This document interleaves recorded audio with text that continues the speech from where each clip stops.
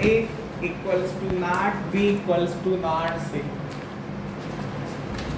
जो कल मैंने आप लोगों को क्वेश्चन कराया था उसी सीरीज में कुछ हायर ऑर्डर थिंकिंग स्किल के क्वेश्चन मैं कराने जा रहा हूँ, इस पे फोकस करिएगा। इफ क्वेश्चन क्या है, if A equals to not B equals to not C, मतलब यदि A B और C तीनों बराबर, ना AB के बराबर है, ना BC के बराबर है, और ना ही AC के बराबर, ठीक है। तो कह रहे हैं कि then prove that the points, then prove that then prove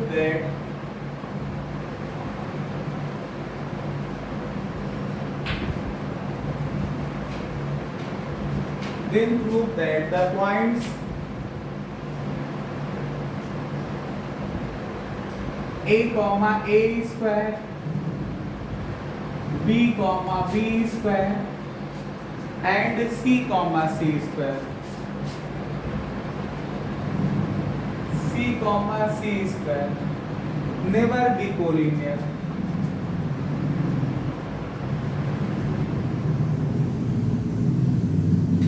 never be collinear।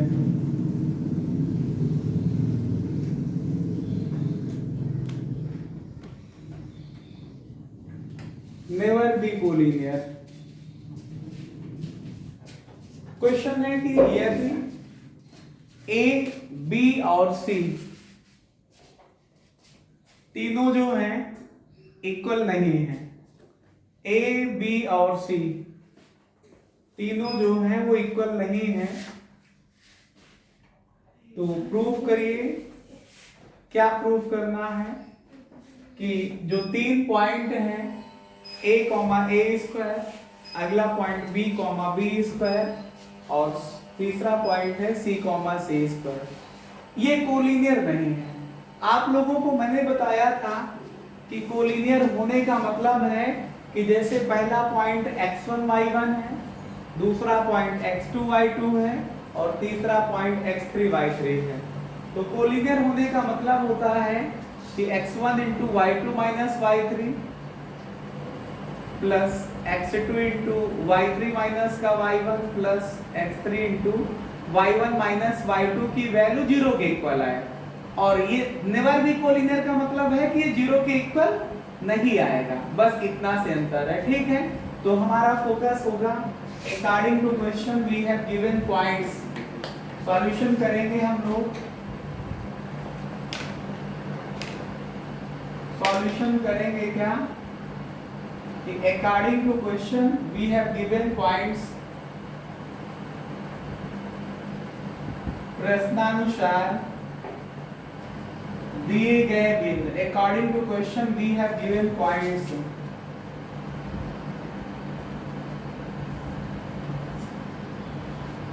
पहला है A कॉमा A स्क्वायर, दूसरा पॉइंट है B कॉमा B स्क्वायर और तीसरा पॉइंट है C कॉमा C स्क्वायर। ये तीन पॉइंट हैं। तो यहाँ पर हमारे पास आएगा क्या, पहला पॉइंट x1 y1, दूसरा पॉइंट आएगा x2 y2 और तीसरा पॉइंट आएगा x3 y3, x3 और y3। तो पहला पॉइंट ये है A कॉमा A स्क्वायर, इसका मतलब x1 की वैल्यू A है और y1 की वैल्यू A स्क्वायर है, y2 की वैल्यू B है, x2 की वैल्यू B है, y2 की वैल्यू B स्क्वायर है और x3 y3 के मतलब x3 C है और y3 C square.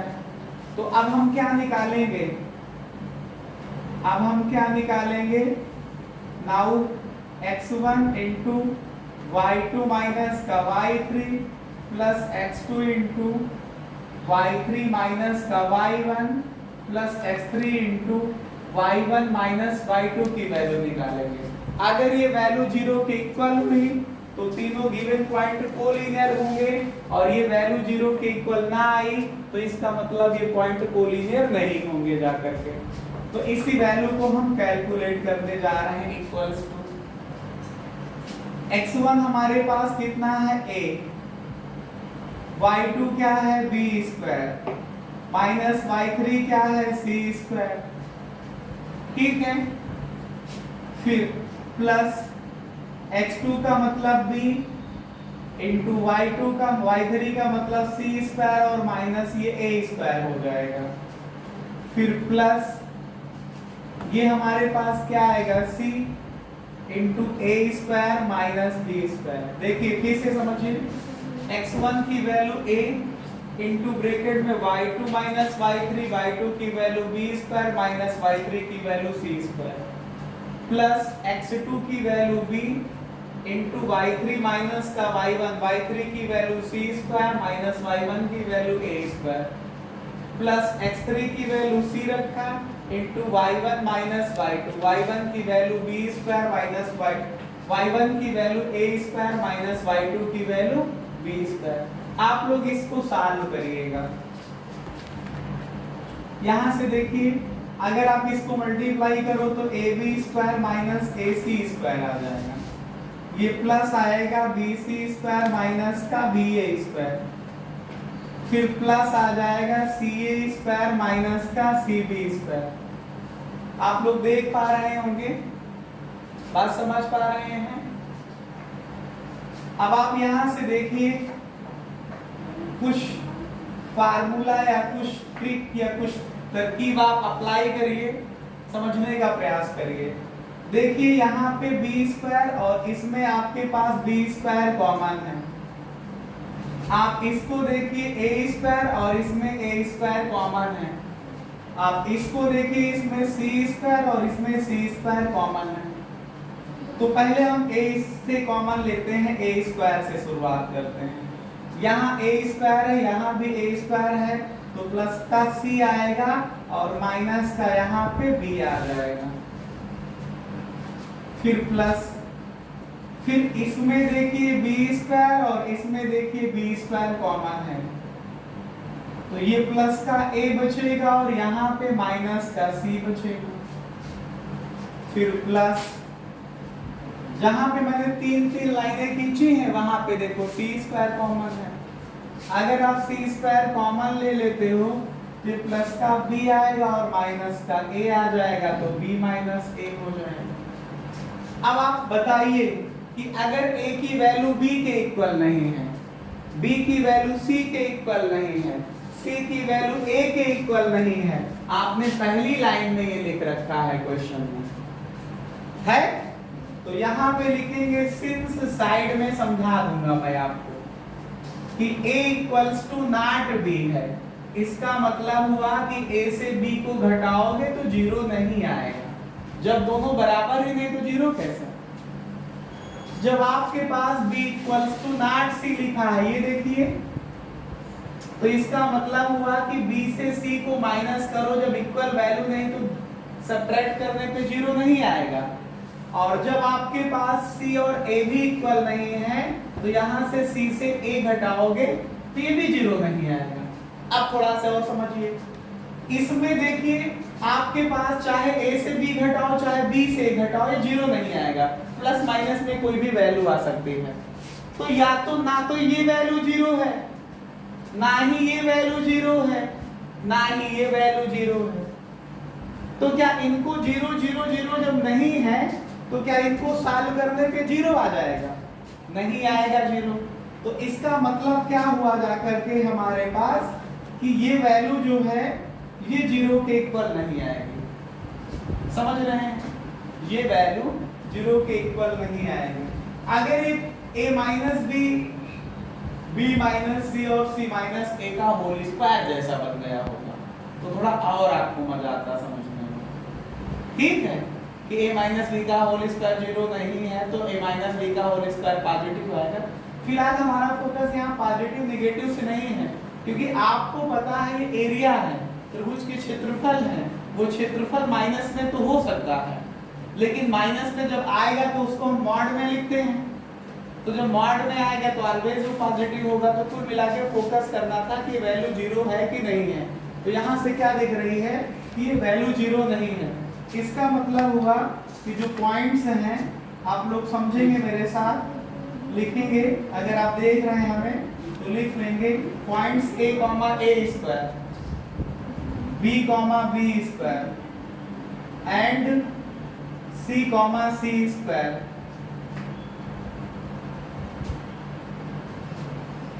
never can be collinear.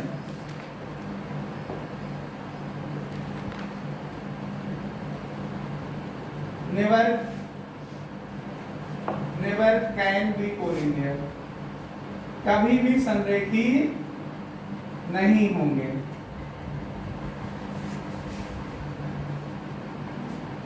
never can be collinear. एक क्वेश्चन और हम आप लोगों के लिए लेके आए हैं। क्वेश्चन बहुत आसान है, आप लोगों ने इसको लिख लिया होगा, मेरे साथ इसको सपोर्ट करते हुए, मतलब मेरे साथ इसको आपने सॉल्व कर लिया होगा। अब हम अगले क्वेश्चन की तरफ बढ़ेंगे और आज का सेकंड क्वेश्चन करेंगे। लिखिए the 3 points if 3 points lies on the same line। 3 points, पहले पॉइंट लिखिएगा। if 3 points, यदि 3 बिंदु, पॉइंट्स 3 होते तो पहले को आप लोग x1 y1 कहते हो, दूसरे को आप लोग x2 y2 कहते हो और तीसरे को आप लोग x3 y3 कह देते हो। तो if 3 points x1 y1, x2 y2 and x3 y3 lies on the same line, lies on the same line,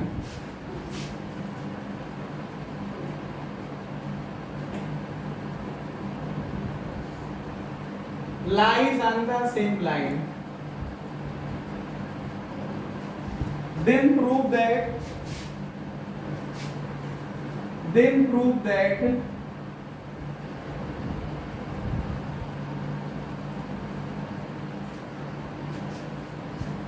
y1 minus, then prove that,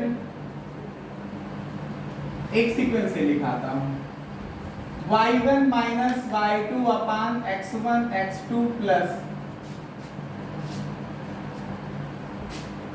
y2 minus y3 upon x2 x3 plus y3 minus y1 upon x3 x1 equals to 0। ये question मान लो with in some second में आप solve कर लोगे। यहाँ पे higher order thinking skill में लिखा है, लेकिन मुझे पता है कि हम जिन बच्चों को मैथ पढ़ा रहे हैं उनके लिए लोअर ऑर्डर थिंकिंग स्किल का क्वेश्चन है।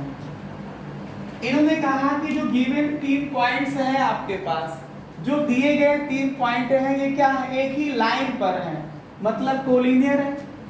कोलिनियर की आप कंडीशन लगा दीजिए। तीनों पॉइंट एक ही लाइन पे हैं, एक रेखा पर है, 3 बिंदु ये हैं, ये एक लाइन पर है, मतलब एक रेखा पर है। ये इशारा काफी है। एक लाइन पे होने का मतलब हमने आपको बताया था कि जब पॉइंट एक लाइन पे होंगे तो कोलिनियर कहलाएंगे, संरेखी कहलाएंगे। संरेखी का मतलब है हुआ कि एक रेखा पे या एक लाइन पे होगा। ठीक है, तो सॉल्व करते हैं इसे हम। यहां हम सॉल्व कर लेते हैं क्वेश्चन को। लिखते हैं क्या कि let us consider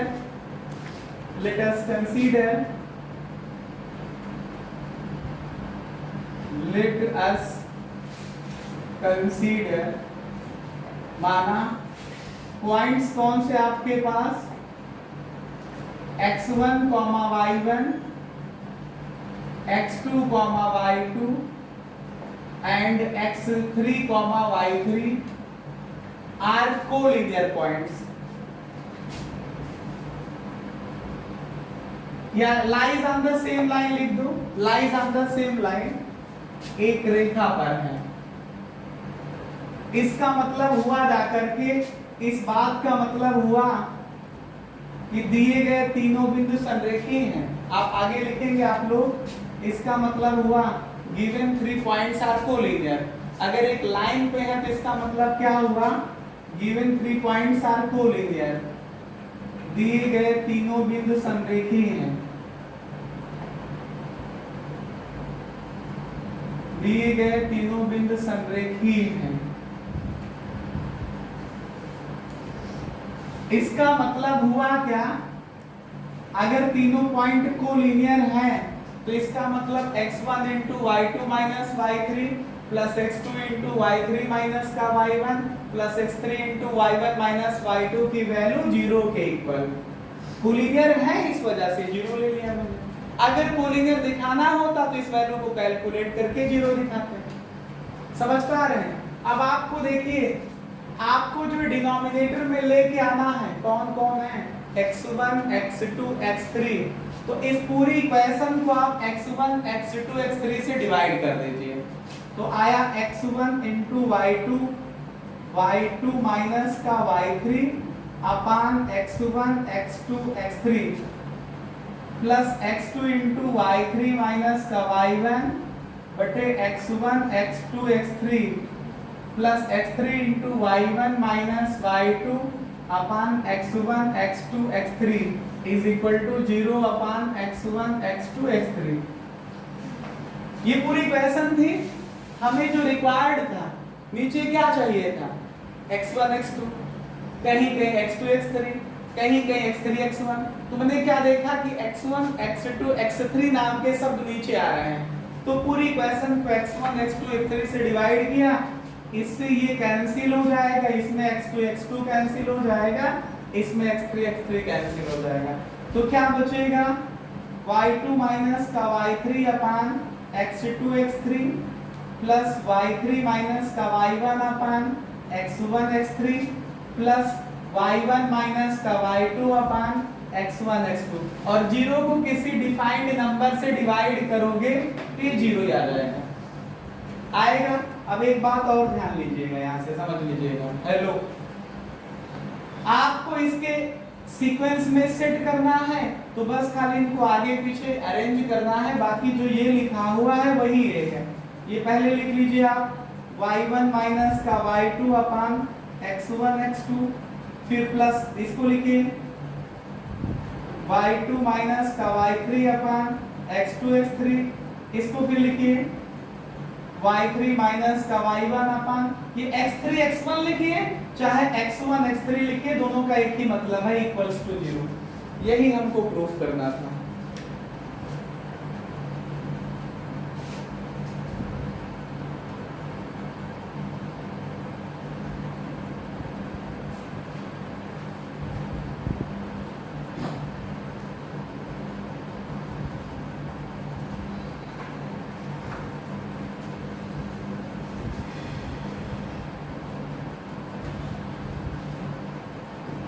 इतना आप लोगों ने कर लिया होगा, आसान क्वेश्चन था। मुझे तो यहीं से देख के लग गया था, तभी मैंने कहा था मेरे स्टूडेंट के लिए जो है लिखा है हायर ऑर्डर थिंकिंग स्किल का क्वेश्चन, लेकिन उनके लिए लोअर ऑर्डर में हो जाएगा जब एक बार इसे पढ़ लेंगे वो लोग। तो अगले क्वेश्चन की तरफ हम लोग बढ़ते हैं। लिखा है ABC are the 3 vertices of parallelogram. लिखिएगा आप लोग,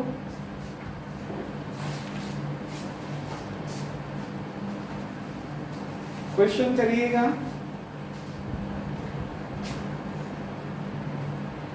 यदि 3 बिंदु A, लिखिएगा if 3 points A 6,1 B 8,2 and C 9,4 and C 9,4 and C 9,4 are the 3 vertices of parallelogram, are the 3 vertices of parallelogram Are the three vertices of parallelogram ABCD? Are the three vertices of parallelogram ABCD?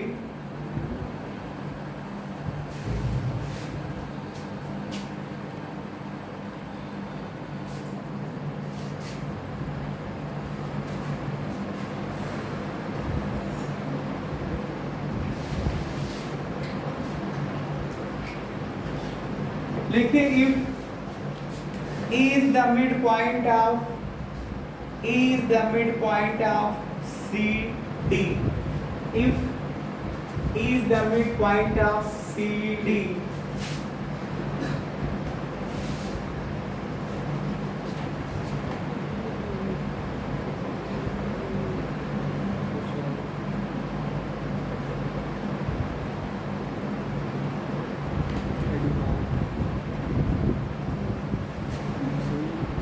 then find the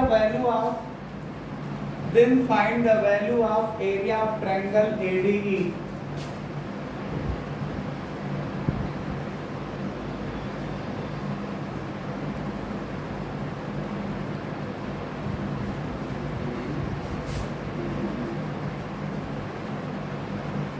Then find the value of area of triangle ADE.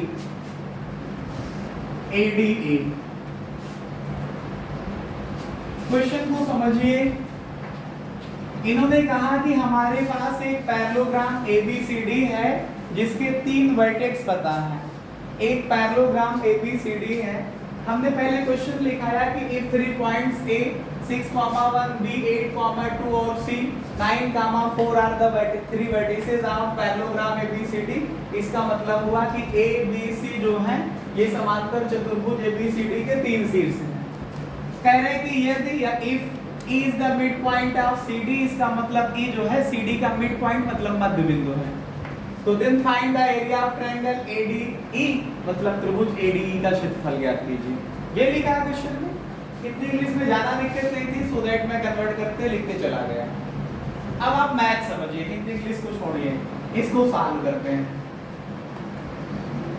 देखिए एक parallelogram पहले हम लोग take up करेंगे, समझेंगे कि हमारे पास एक पैरेललोग्राम है। यहाँ पे जो भी हम फिगर बना रहे हैं ये रफ फिगर है, ठीक है। आप इसको पटरी से नाप करके नहीं बनाना है, आपको दिखा देना है कि लगभग ये पैरेललोग्राम दिख रहा है। ये हमारे पास A B C और D